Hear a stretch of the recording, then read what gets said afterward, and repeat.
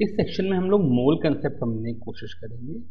तो जब अभी हम पीछे एटॉमिक मास की बात कर रहे थे तो हमने देखा कि 1700 के एंड में 1800 के शुरू में लोगों ने ये डिसाइड कर लिया कि एक अगर मैं हाइड्रोजन के एटम के लिए एक यूनिट मास ले लूं तो कार्बन के लिए 12 हो जाएगा, ऑक्सीजन के लिए 16 हो जाएगा, वगैरह वगैरह। अब एटम का मास उस समय हम लोग मेजर नहीं कर सकते थे, तो हम लोगों ने क्या डिसाइड किया कि सपोज करो मेरे पास 12 ग्राम कार्बन है, तो उसमें कितने पार्टिकल होंगे ये मुझे पता नहीं है, पर मैंने उसको 1 मोल कह दिया। मतलब आज की डेट में पता है, लेकिन जिस समय मोल का कंसेप्ट इनिशियली निकला उस समय मुझे पता नहीं था। तो 1 mole is amount of substance that contain as many particles और entities as there are atoms in exactly 12 gram of carbon 12। तो पहली बात तो क्या है कि जो एक मोल है ये कोई नंबर है। जैसे एक डजन का मतलब 12 होता है ना, सैकड़े का मतलब होता है 100, ऐसे ही एक मोल कोई नंबर है और इस नंबर की वैल्यू कितनी है ये जिस समय मोल का कंसेप्ट डेवलप हुआ उस समय लोगों को पता नहीं था, लेकिन ये पता था कि जो भी नंबर है इसकी value number of atom in 12 gram of carbon 12 के इक्वल है। अब क्योंकि मुझे मालूम था कि जो ऑक्सीजन है वो इससे 16/12 ज्यादा है, तो इस एक मोल को मैं number of atoms in 16 gram of oxygen 16 भी कह सकता हूं। हालांकि नंबर एग्जैक्टली 16 नहीं होगा, जैसे हमने पीछे देखा था 16.995 होगा, पर अभी फिलहाल में डेसिमल्स के चक्कर में नहीं पढ़ रहा हूं। तो या एक मोल को मैं ये भी कह सकता हूं number of atoms in 1 gram of hydrogen 1। तो इसका मतलब 12 ग्राम कार्बन में 16 ग्राम ऑक्सीजन में 1 ग्राम हाइड्रोजन में जो नंबर ऑफ एटम्स होंगे वो बराबर होंगे, और वो जो भी नंबर है उसको मैं एक मोल कहता हूं।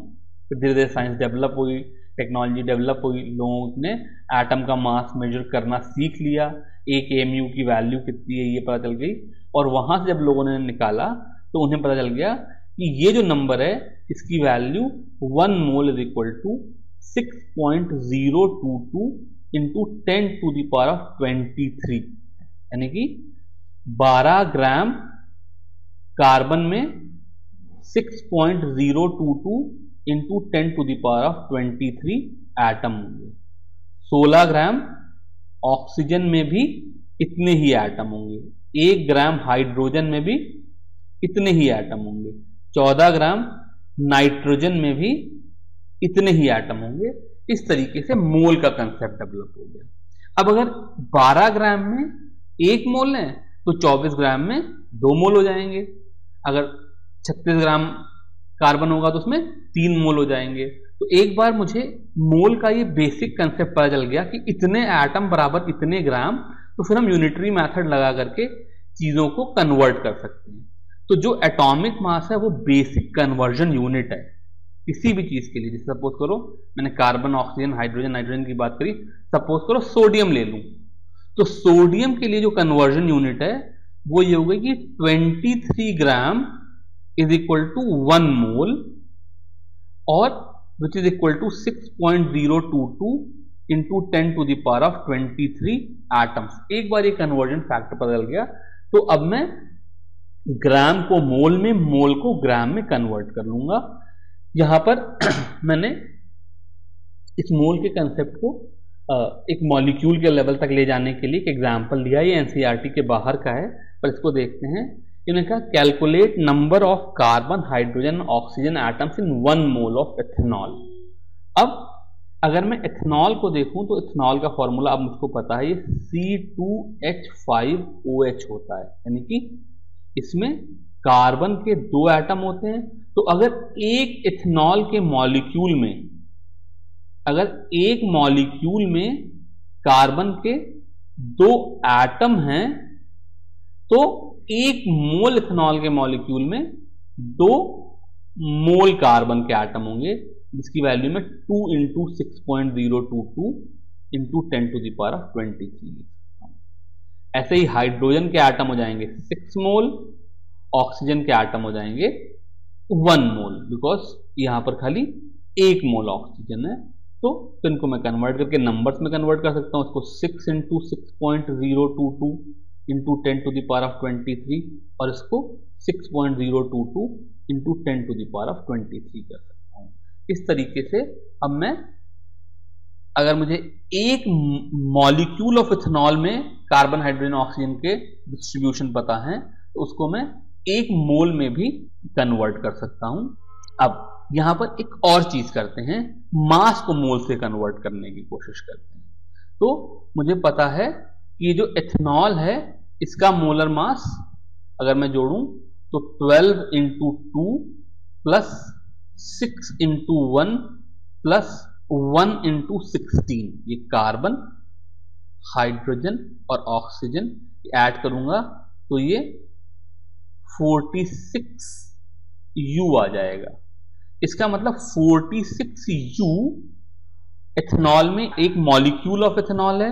इसका मतलब मैं ये कह सकता हूं कि 46 ग्राम ऑफ इथेनॉल में 1 मोल इथेनॉल है। और जब 1 मोल इथेनॉल है तो फिर मुझे पता चल गया कि इसमें 2 मोल कार्बन है। तो इस तरीके से मैं मास ऑफ इथेनॉल से भी कार्बन के एटम, हाइड्रोजन के एटम, ऑक्सीजन के एटम को रिलेट कर सकता हूं। ये बेसिक मोल कंसेप्ट है। इसको इस लेवल पे अगर आपको समझ में आ गया हो तो बहुत अच्छा है, पर इसको समझने के लिए थ्योरी में समझने की बजाय ज्यादा अच्छा है कि हम प्रॉब्लम से समझें। तो हम इसको अलग अलग तरह के प्रॉब्लम्स पे अप्लाई करेंगे और वहां से समझेंगे।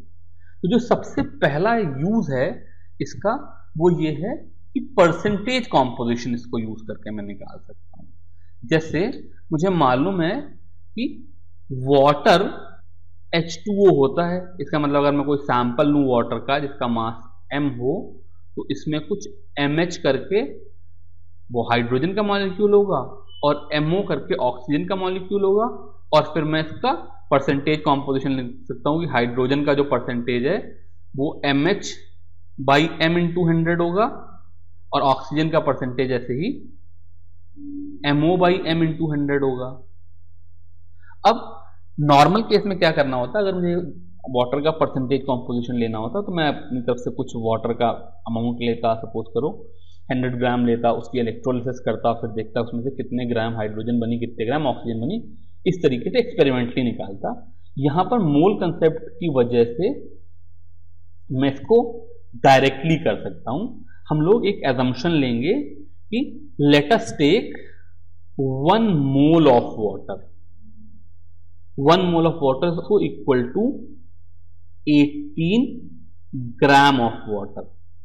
क्योंकि अगर मैं वाटर को देखूं उसमें 2 हाइड्रोजन के एटम है जिनका मास 2 × 1 ग्राम होगा 1 मोल वाटर में, और एक ऑक्सीजन का एटम है जिसका मास 1 × 16 ग्राम होगा 1 मोल वाटर में।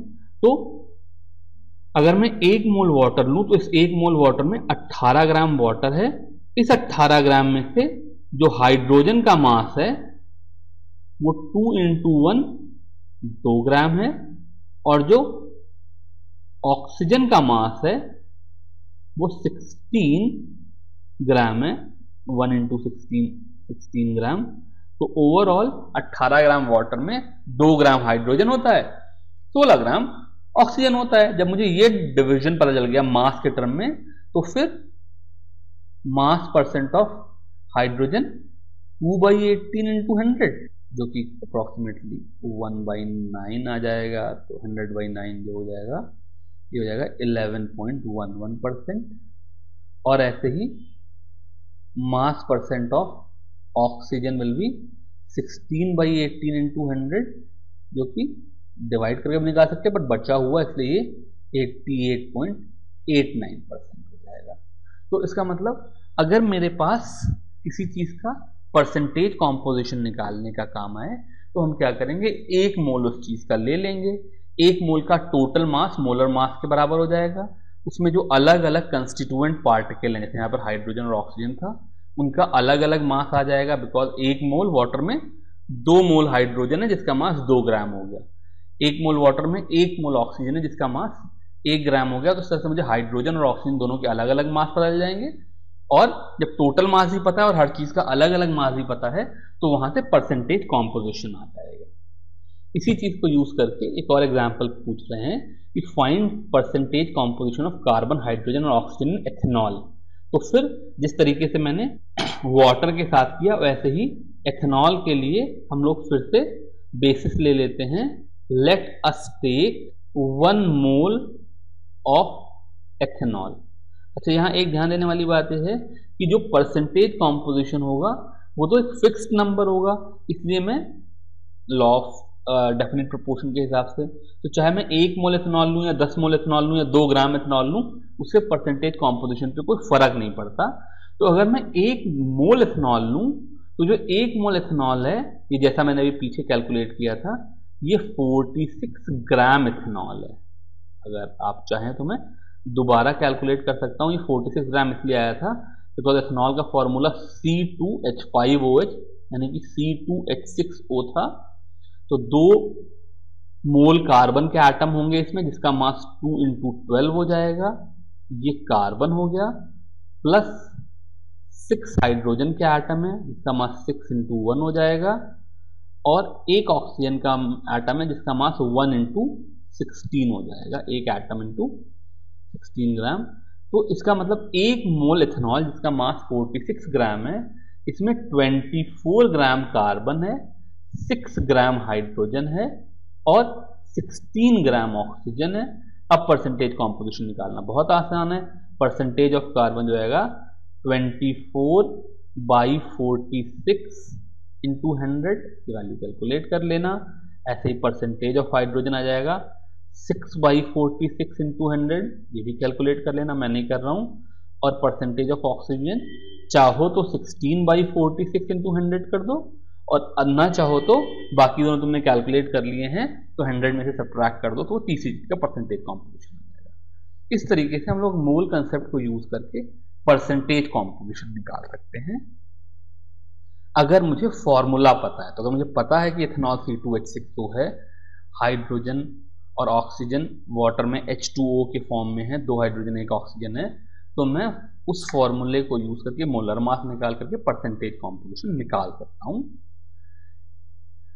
अब मैं इंपेरिकल फॉर्मूला निकालूंगा। जो परसेंटेज कॉम्पोजिशन वाला काम कर रहे थे उसका एग्जैक्टली ऑपोजिट काम करना है, यानी कि मुझे परसेंटेज कॉम्पोजिशन गिवन होगा और मुझे ये बताना है कि ये H2O है। ये जो कंसेप्ट है ये इंपेरिकल फॉर्मूले का कंसेप्ट। तो इस चीज को सीखने से पहले एक बेसिक लिमिटेशन इस प्रोसेस की देख ले। सपोज करो, एक एग्जांपल के लिए मैं मान लो 2 चीजें ले लूं।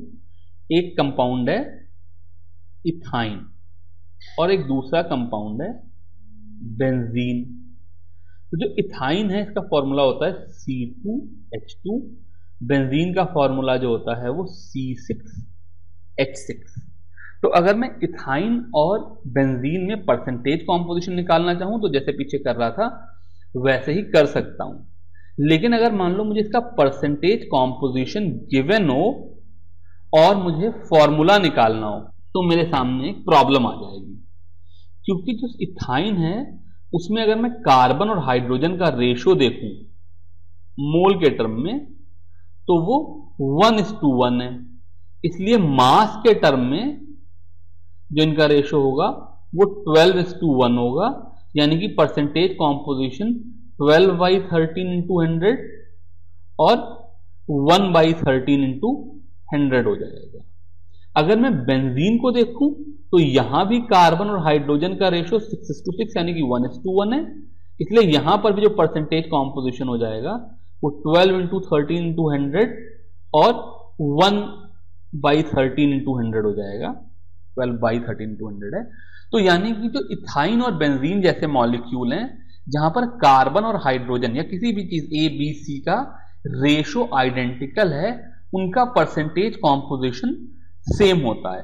तो अगर परसेंटेज कॉम्पोजिशन सेम है तो मैं गिवन परसेंटेज कॉम्पोजिशन से जब मैं फॉर्मूला निकालने की कोशिश करूंगा तो मुझे ये पता नहीं चल सकता है कि C2H2 निकल करके आएगा या C3H6 निकल के आएगा या C6H6 निकल करके आएगा।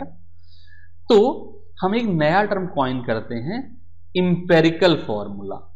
Empirical formula is formula of same thing जहां पर एटम का रेशो सिंप्लीफाइड हो गया, यानी कि जो इथाइन है यहां पर 2 कार्बन और 2 हाइड्रोजन है, तो इसका इंपेरिकल फॉर्मूला कितना हो जाएगा CH, बिकॉज सिंपलेस्ट रेशो में देखें तो कार्बन और हाइड्रोजन का नंबर 1:1 है। ऐसे ही जो बेंजीन है ये C6H6 है, पर इसका भी इंपेरिकल फॉर्मूला CH ही हो गया। तो जब मैं परसेंटेज कॉम्पोजिशन से फॉर्मूला निकालने की कोशिश करूंगा तो जो सिंपलेस्ट रेशो है वही निकाल करके दे दूंगा और फिर कह दूंगा कि असल में जो इथाइन है वो CHN है और जो बेंजीन है वो भी CHN है, जहां N की वैल्यू इथाइन के लिए 2 होगी, बेंजीन के लिए 6 होगी। तो एग्जैक्ट फॉर्मूला क्या है ये मैं कभी भी परसेंटेज कॉम्पोजिशन से नहीं निकाल सकता हूं। मैं परसेंटेज कॉम्पोजिशन से जब मोल की तरफ जाऊंगा तो मैं सिर्फ ये बता सकता हूं कि जो मॉलिक्यूल में एटम्स हैं उनका सिंपलेस्ट रेशो क्या है, और वो जो इंफॉर्मेशन है वो इंपेरिकल फॉर्मूला कहलाती है। एक दूसरा एग्जांपल देखें, जैसे H2O2 है तो इसका इंपेरिकल फॉर्मूला HO हो जाएगा, बिकॉज 2 और 2 का सिंपलेस्ट रेशो 1:1 है।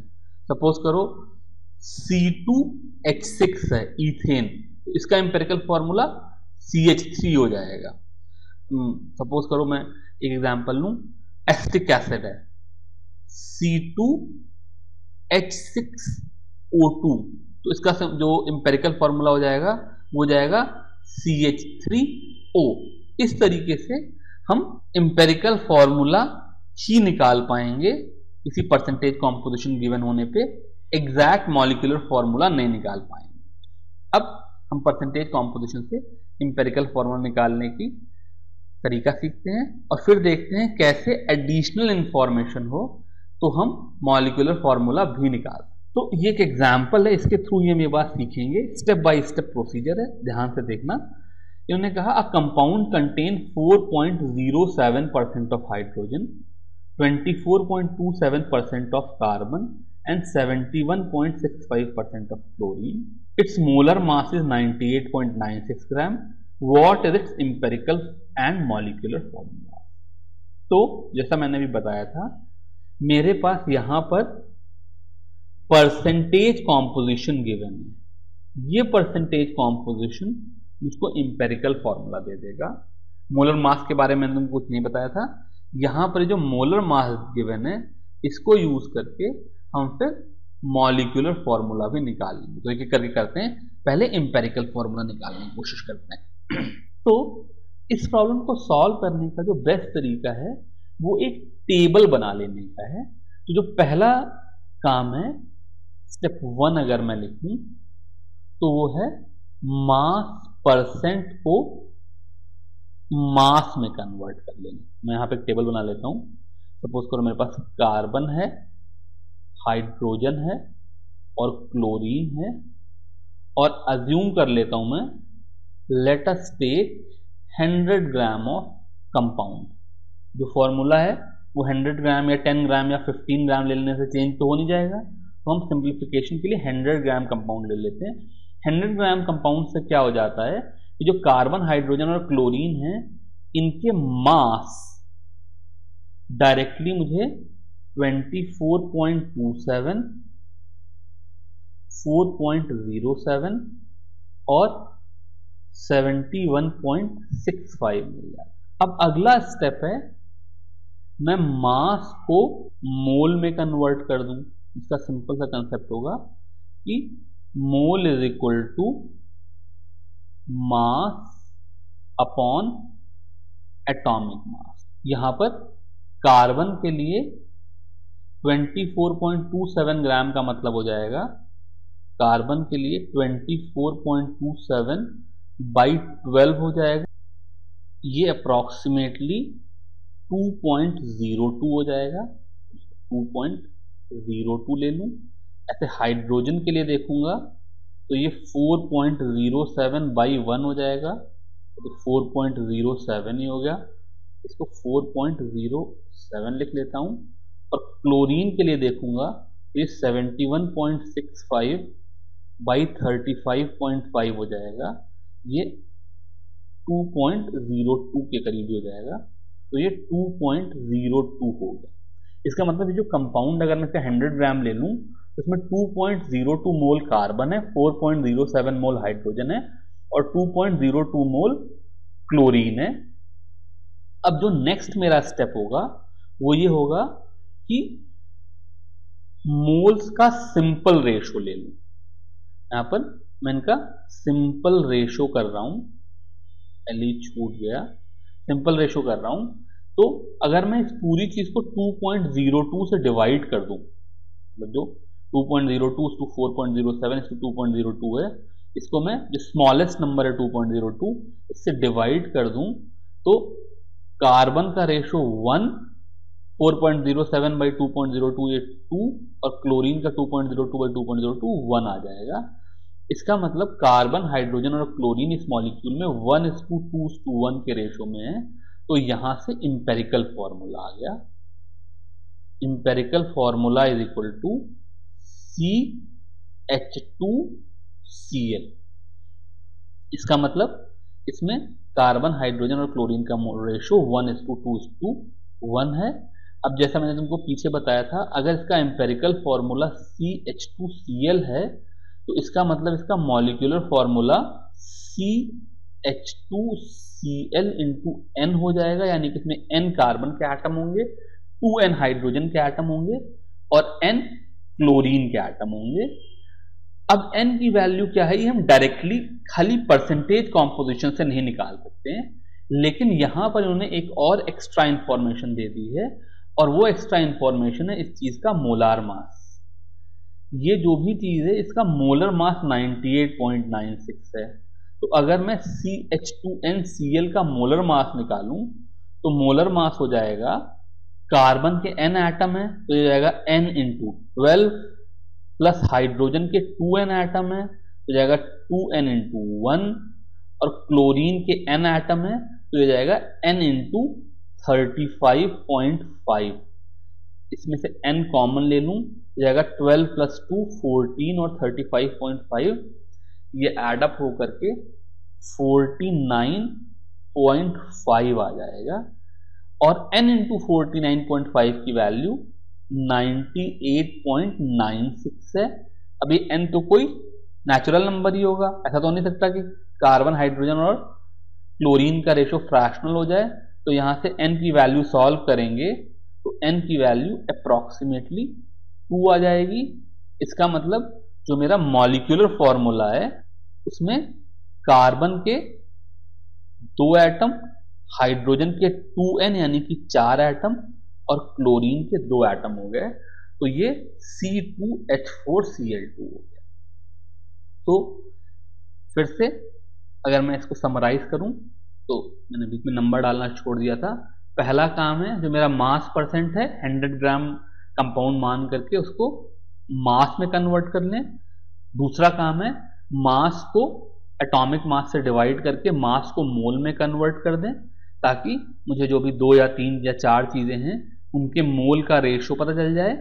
फिर उस मोल के रेशो को, ये थर्ड स्टेप है, इस मोल के रेशो को सिंपल रेशो में कन्वर्ट कर दें। जैसे 2.02, 4.07 और 2.02 को हमने 1:1 में कन्वर्ट कर दिया था और जब सिंपल रेशो आ गया तो वही मेरा इंपेरिकल फॉर्मूला आ गया। यहां से मैं परसेंटेज कॉम्पोजिशन से सिर्फ इतना ही निकाल सकता हूं और उसके बाद अगर मुझे मोलर मास पता है तो मोलर मास को मॉलिक्यूलर फॉर्मूले से इक्वेट करके, जो कि किसी वेरिएबल n के टर्म में होगा, मैं n की वैल्यू निकाल लूं और वहां से मॉलिक्यूलर फॉर्मूला निकाल लूं। इस तरीके से स्टेप बाय स्टेप तरीके से हम लोग किसी भी कंपाउंड के परसेंटेज कॉम्पोजिशन से उसका इंपेरिकल फॉर्मूला और अगर मोलर मास की वैल्यू गिवन है तो उसका मॉलिक्यूलर फॉर्मूला भी निकाल सकते हैं। यहां पर मैं एक नया कंसेप्ट और आपको बता दूं, कई बार मॉलिक्यूलर फॉर्मूला नहीं दिया होता है और एक टर्म दिया होता है vapour density, vapour density given होती है। जैसे यहाँ पर ये 98.96 ना होकर के वो कह देते हैं कि vapour density of the compound is 49.48, तो इससे परेशान होने की कोई ज़रूरत नहीं है। वेपर डेंसिटी का कंसेप्ट भी उस जमाने का कंसेप्ट है जब हम लोग इनिशियल स्टेज में केमिस्ट्री कर रहे थे। तो वेपर डेंसिटी का मतलब होता है density of gas upon density of hydrogen at same temperature and pressure. Initially जब हम लोग गैसेस को करेक्टराइज करते थे तो उसकी डेंसिटी के साथ करेक्टराइज करना चाहते थे, लेकिन डेंसिटी के साथ प्रॉब्लम क्या थी कि प्रेशर बदल गया या टेम्परेचर बदल गया तो डेंसिटी चेंज हो जाती थी। तो instead of taking absolute density हम हाइड्रोजन के रिस्पेक्ट में डेंसिटी निकाल लिया करते थे। तो उससे क्या होता था कि जितना हाइड्रोजन की चेंज होगी उतनी गैस चेंज होगी, तो वो एक कांस्टेंट बन करके निकल करके आ जाएगा। आज की डेट में जब साइंस इवॉल्व हो गई, हम केमिस्ट्री अच्छे से जानते हैं, तो हमें पता है कि किसी भी गैस की जो डेंसिटी है वो उसके मोलर मास के साथ प्रोपोर्शनल है। बिकॉज तुमने भी पीछे एवोगैड्रो की हाइपोथेसिस पढ़ी कि सेम वॉल्यूम में सेम नंबर ऑफ मॉलिक्यूल्स होते हैं और मॉलिक्यूल्स का मास मोलर मास के प्रोपोर्शनल है। इसका मतलब सेम वॉल्यूम में कितना मास है ये मोलर मास के प्रोपोर्शनल होगा। इसका मतलब डेंसिटी मोलर मास के प्रोपोर्शनल होगी। तो जो density of gas by density of hydrogen हो जाएगा, इसकी value molar mass of gas upon molar mass of hydrogen हो जाएगी, जो कि 2 हो जाती है। इसलिए वेपर डेंसिटी कोई अलग चीज नहीं है। Vapour density is equal to simply molar mass by 2। तो अगर कहीं पर वेपर डेंसिटी दी हो, मोलर मास नहीं दिया हो, उससे परेशान नहीं होना, उसको 2 से मल्टीप्लाई कर देंगे, वो मोलर मास हो जाएगा। और फिर जैसा हमने पीछे इस एग्जाम्पल में किया था इंपेरिकल फार्मूला से मॉलिक्यूलर फार्मूला निकालने के लिए, उसी तरीके से हम लोग मॉलिक्यूलर फार्मूला निकाल